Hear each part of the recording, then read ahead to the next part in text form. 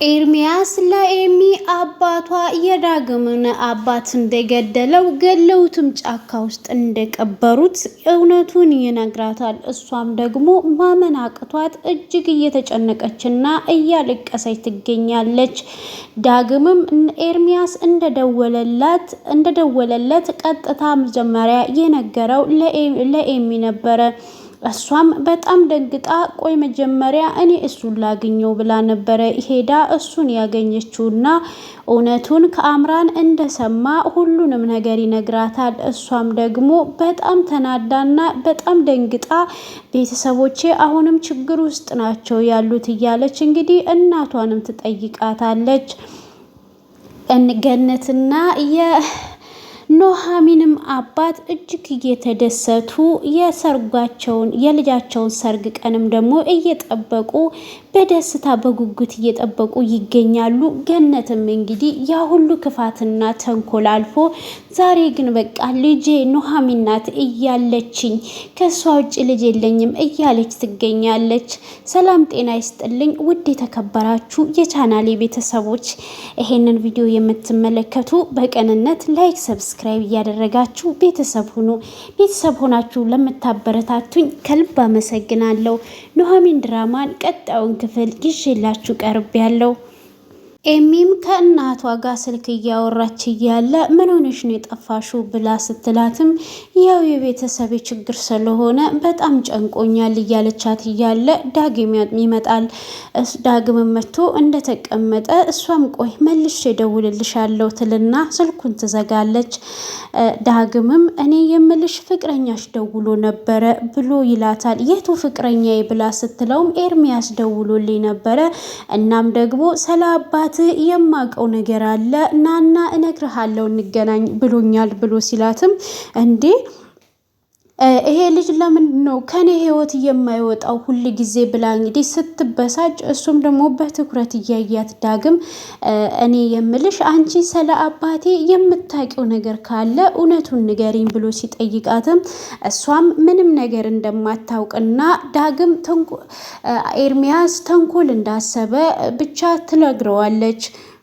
እና ምን ፈልጎ ነው መቀለድ ማለት ምን እንደሆነ አሳየዋለሁ ብሎ ሲላትም እሷም ደግሞ እኔ ኤርሚያስ እመነኝ እሱ ጤነኛ መሆኑን ራሱ ያጠራጥረኛል ብላ ስትለውም እንግዲህ ደግሞ ቢጠይቃትም ስለ አባቱ የምታውቀውን ነገር ካለ ብሎ ሲጠይቃት እሷ ምንም ነገር አላውቅም፣ ግን ኤርሚያስ የፈጠረ ችግር እንደሚፈጥርባትና ያለውን ነገር ትነግረዋለች። እሱም ደግሞ በአንቺ ቀልድ አላውቅም ብሎ ይላታል። እንዲህ ልትደረብልኝ ነው ወይ መከታ ልትሆነኝ ነው ወይ ብላ ስትለውም እንዴት ነው የማላስብልሽ ብሎ ሲላትም አይ በቃ ገርሞኝ ነው በጣም ደስተኛ ነኝ ብላ እንግዲህ እሷ ቀድማ እንድታገኘው ታስፈቅደዋለች። እንግዲህ ኤርሚያስን ለማግኘት እሷም ትወጣለች።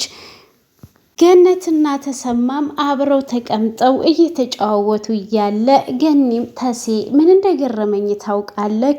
ከስንት መከራና ልፋት በኋላ ዛሬ ደግሞ ልጃችንን ልንድር ሽር ጉድ ማለታችን ማመናቃተን ብላ ስትለውም ተሰማም ምን እንደገረመኝ ታውቂያለሽ ብሎ ሲላትም ከዛ ክፋትና ጥላቻ በኋላ እንደዚህ ለኑሐሚን ሰርግ ደስተኛ መሆንሽ እጅግ ነው የገረመኝ ብሎ ሲላትም እሷማ ተወኝ እስኪ ከኑሐሚን ውጪ እኔ ልጅ የለኝም ብላ ትለዋለች። እሱም ደግሞ እንዴ ኤዶምስ ልጅሽ ብሎ ሲላትም እንጂ እንደዛ አይባልም ብሎ ሲላትም እሷ ደግሞ ኤዶም ስሟ ነው እንጂ የተረፈኝ ሌላ ምንም ነገር አልተረፈኝም ብላ ትለዋለች።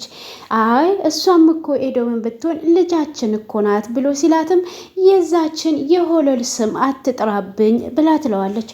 እሱም ካየኋት እኮ ሰንበት ብላለች፣ ወዴት ነው ያለችው? ያለችበትን ቦታ አታውቂም ወይ ብሎ ሲጠይቃትም እሷም ያለችበትን ታውቃለህ ብለህ ነው ይሄኔ ከእሷ የመሰለ ከቢጤዋ ጋር እንግዲህ እየዞረች ይሆናል ብላ ትለዋለች።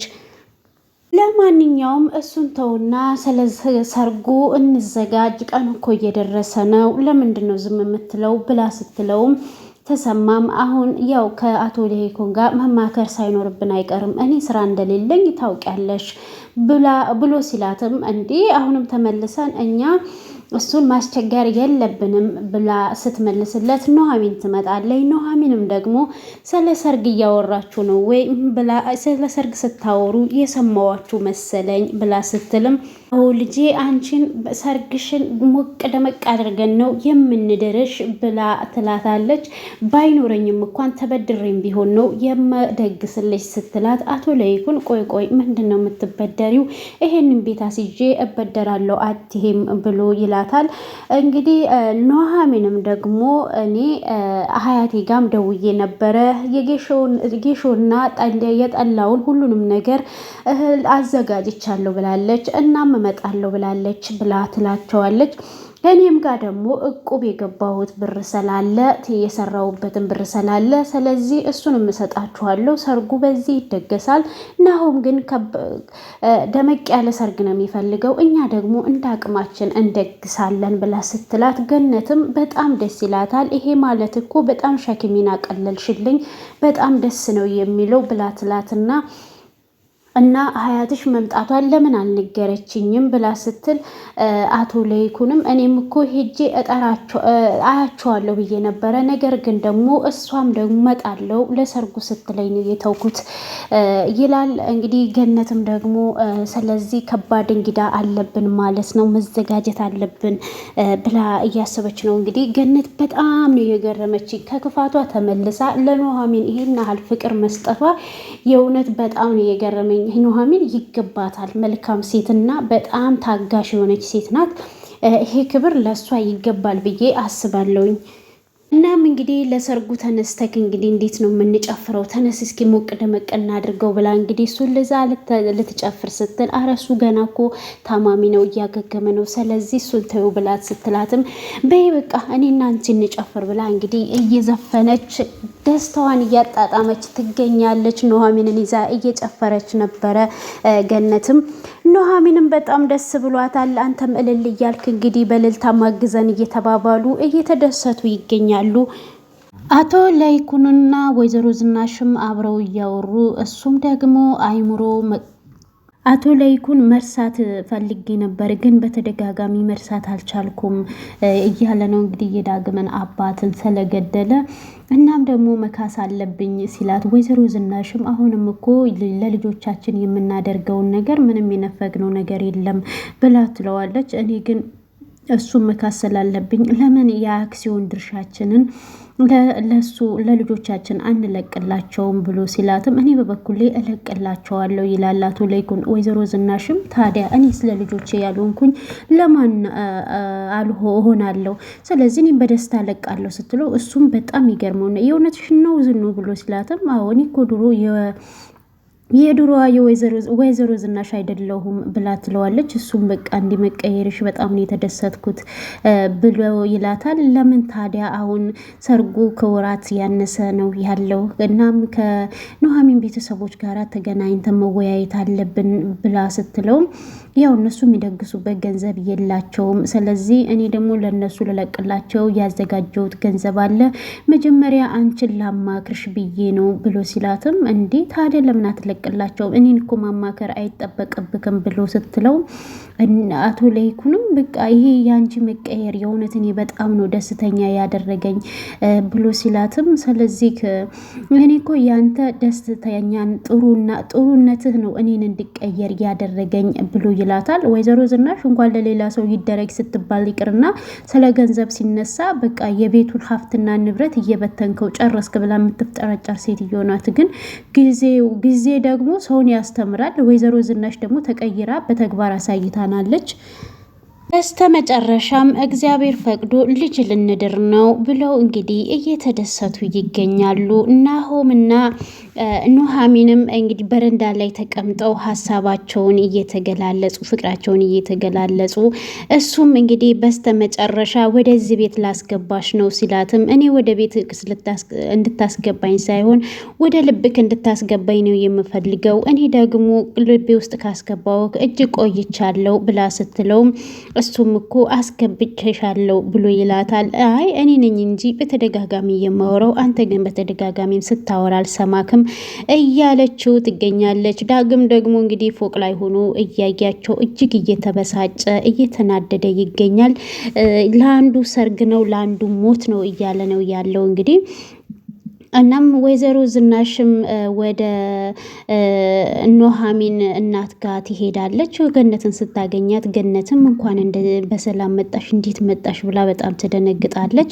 ከዛም በኋላ እንግዲህ ስለ ሰርጉ ያወራሉ። ገንዘብም አንስታ ትሰጣታለች። እሷም ደግሞ ገንዘብ አልቀበልም፣ ይሄ ሁሉ ነገር የሆነው የህይወታችን መሰረት ሁሉ የተገኘው በእናንተ ነው፣ ስለዚህ ከእንግዲህ በኋላ አያስፈልገንም ትላታለች። አይ ግዴታሽ ነው መቀበል አለብሽ፣ የሚያስፈልገውን ነገር እየተወያየን አብረን እናደርጋለን ብላ ትላታለች። በጣም እየተደሰተች እሺ ብላ ትሄዳለች። ኑሐሚንም ደግሞ ኤርሚያስን ስታገኘው ኤርሚያስን ካገኘችው በኋላ የእውነት ለምን መጣሽ ብሎ ሲላትም ቪዲዮን እንዳጠፋልሽ ነው ወይ እና ቪዲዮሽን አጠፋልሻለሁ ብሎ ሲላትም የፈለግከውን ማድረግ ትችላለህ፣ አንተ ጨካኝና አረመኔ ነህ፣ አንተ ማለት ከሴጣንም የምትከፋ ነህ ብላ ትለዋለች።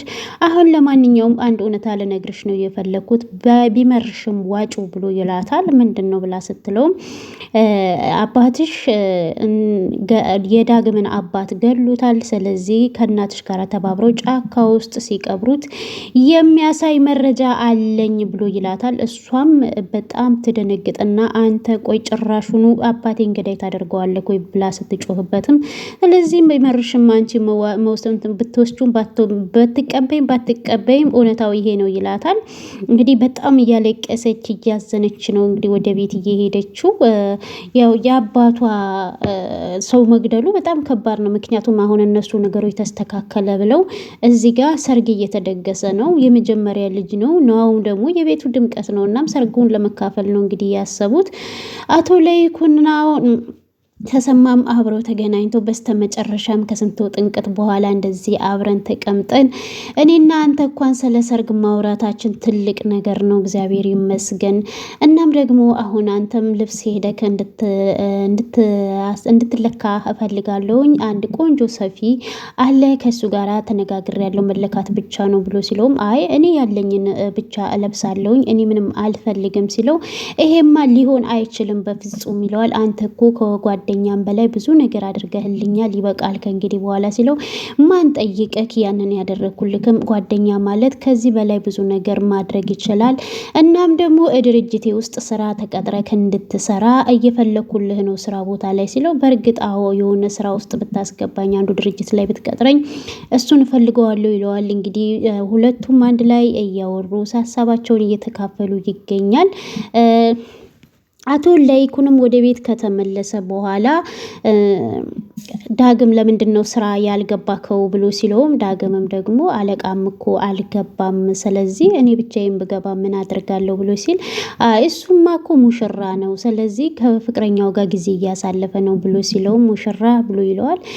በእርግጥ ግን ደግሞ የእሱ የቀረበትን ስራ ብትሸፍን መልካም ነበረ ሲለውም እናም ምንድን ነው ስለ ዳግምና ኑሐሚን ሲነሳ የሆነ የሰማሁት ነገር አለ ለምንድን ነው ቅር ያለክ ብሎ ሲጠይቀው ዳግም እንግዲህ ኑሐሚን እንደሚያፈቅራት መጀመሪያም እንደሚያፈቅራት እንግዲህ ሲነግረውም ያው እንግዲህ አንተ ደግሞ የወንድምክን ሚስት መመኘት ጥሩ አይደለም፣ እናም ክፉ ነገር እንደማይፈጠር ተስፋ አደርጋለሁ ሲለው አይ እኔም ክፉማ እንደማይፈጠር ተስፋ አደርጋለሁ፣ ነገር ግን ደግሞ ኑሐሚንን እንደማይተዋት አጥብቆ ሲነግረውም እኔም አሁን በድርጅት ውስጥ ትልቅ ቦታ ስራ ልሰጥክ ፈልጌያለሁ ብሎ ሲለውም እኔ ስራውና ወንበር ሳይሆን የሚያስፈልገኝ ሰው ነው፣ አባቴ እንኳን የት እንዳለ እማቅበት ነገር የለም ብሎ ሲለውም እንግዲህ አቶ ለይኩን ደግሞ በዚህን አጋጣሚ በሀሳብ ይሄድና በሀሳቡ ምንድነው ስለ አባትክ እርሰው፣ አባትክን እኔ ነኝ የገደልኩት ስለዚህ ምን ታመጣለክ ይለዋል። ዳግም ደግሞ አንገቱን ይዘውና አንተ ውሻ አባቴን የገደልከው አንተ ነህ ብሎ እንግዲህ ሶፋ ላይ አስተኝቶ እግሩ እየተፈራገጠ እያለ በአጋጣሚ ደግሞ ሽጉጥ ኪሱ ውስጥ ነበረ። ከኪሱ አውጥቶ ጎኑን ይወጋዋል። ከዛም በኋላ ልጁ ከወደቀ በኋላ ግንባሩን ብሎ ይገለዋል። እናም ብንን ሲል በሀሳቡ ጋሼ ምን ሆነህ ነው አታወራም እንዴ ብሎ ሲለውም አይ ምንም አይደለም በቃ ለማንኛውም በቃ መልካም ቆይታ ይሁንልክ። እኔ ክፍሌ ገብቼ ማረፍ አለብኝ ይልና እንግዲህ አቶ ለይኩን ወደ ክላሱ እየሄድና ቁጭ ይላል። ወይዘሮ ዝናሽም ትመጣለች። ምን ሆነህ ነው አቶ ለይኩን ብላ ስትጠይቀውም ነግሬው ነበረ እኮ ለትንሽ ነው ያተረፈኝ፣ ብነግረውና የሆነ ነገር ቢፈጠር ይሄ ላይ ደግሞ እኔን ገሎ እስር ቤት መግባቱ አይቀርም ብሎ ይላል። በጣም አስተዋይ የሆነበት ነገር ምንድን ነው? ዳግም እዚህ ጋር አደጋ አድርሶ ጊዜውን እና ወጣትነቱን በእስር ቤት እንዲያሳልፍ አልፈለገም እና ጭንቀት ላይ ነው ያለው። ወይዘሮ ዝናሽም ደግሞ ይሄን ነገር በቃ ተረጋጋ ምናምን ብለው እንግዲህ ታረጋጋዋለች። እናም በቃ ከሀይምሮ ምንም መሸሽ ስላልቻለ ሲነግራትም እንግዲህ እሷም ደግሞ እንደተረዳችው አድርጋ በቃ ተው ይሄንን ነገር እንደምንም ነገሮች ይስተካከላሉ ትለዋለች። በአጋጣሚ ደግሞ እንግዲህ ኤሚ ወይዘሮ ዝናሽ ኩሽና ውስጥ ጉድ ጉድ እያለች ኤሚ ትመጣለች። ኤሚ ስትመጣ ወይዘሮ ዝናሽ ትደነግጣለች። ምን ሆነሽ ነው የደነገጥሽው ብላ ስትላትም ለምንድን ነው የምደነግጠው ልጄ እኮ ናት የመጣችው ብላ ስትለውም አይ ያስደነገጠሽ እና የደበቅሽው ነገር አለ ብላ ትላታለች። እንዴ ኤሚ የሰማሽው ነገር አለ እንዴ ብላ ስትጠይቃትም ምን ነው የደበቅሽኝ ነገር አለ እንዴ? ስለዚህ የደበቅሽኝን ነገር እንድትነግሪኝ እፈልጋለሁ ብላ ስትላትም ምን የደበቅኩሽ ነገር አለ? ሲጀምር ደግሞ ምን ያስፈራኛል ብላ ትላታለች። እናም ከአንድ የዳግምን አባት እየገደለው አባዬ ነው አይደል ብላ ስትላትም ምን ብላ በጣም ትደነግጣለች። እኔ ስለ ዳግም አባት ምን አውቃለሁኝ ምን ብላ ስትመልስላትም ነው እንግዲህ ድራማው እዚህ ላይ እየተጠናቀቀው። ኤሚ በመስማቷ እንግዲህ ወይዘሮ ዝናሽ አባብላ እንዳታወራ ዝም ልታስደርጋት ትችላለች ወይስ እንዴት ነው? ናሆም ደግሞ ይሄን ነገር አልሰማም። እንግዲህ ሰርጋቸው እየተቃረቡ ነው። ኤርሚያስስ ለዳግም ያለውን እውነታ ይነግረዋል። ምክንያቱም እሱ ደግሞ የዚህን ቤተሰብ የመበጥበጥ አላማ ነው ያለው። መረጃውን አምራን እንደሰማ አምራንንም እንኳን የመጠጡን አብረው የጠጡበትን እንኳን ሳይከፍል ነው ዳግመኛ እዛው ሆቴል ቤት ጥሏት የሄደውና በጣም ተንኮለኛና ክፉ ሰው ነው። የሚፈልገውን ነገር እስከሚያገኝ ድረስ የሰውን ሕይወት ከመበጥበጥ ዞር አይልም። ምን ይፈጠር ይሆን? ይሄ ኑሃሚን ድራማ በጣም ደስ የሚልና አዝናኝ አስተማሪ ድራማ ነው። ቀጣዩን ክፍል ይዤላችሁ እመጣለሁ። እናንተስ ምን ተማራችሁ?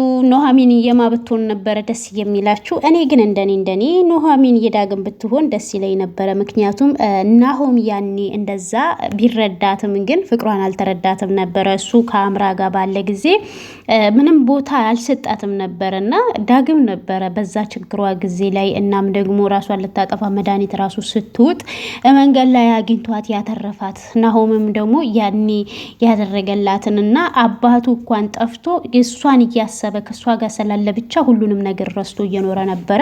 አሁን ላይ ደግሞ ጥልቅ የሆነ ፍቅር ውስጥ ነው ያለው። እሷንም አባቱንም አላገኘም። እኔ ግን የእሱ ብትሆን ብዬ ነበረ የማስበው የምመኘው። ነገር ግን የሚሆን ነገር አይደለም። አሁን ላይ እንግዲህ ናሆምም አሚን ብሎ ኑሃሚንን ተቀብሏታል። ይሄ ሰርግ ይሰረጋል ወይስ ይቀራል? በማ ምክንያት ተንኮለኛው ኤርሚያስ እንግዲህ ሰርጉን ያበላሸዋል ወይስ ይሄ ሰርግ ይካሄዳል? መልሱን እንግዲህ በኮሜንት ከእናንተ ጋር ሀሳብ ግምታችሁን አስቀምጡልኝ። በቀጣይ ቪዲዮ እስከምንገናኝ እግዚአብሔር አምላክ በያላችሁበት ሁሉ ሰላም ያድርግልን፣ ሀገራችንን ሰላም ያድርግልን። ሰላም ካለ ሁሉ ነገር አለ። መልካም ቆይታ። ባይ ባይ።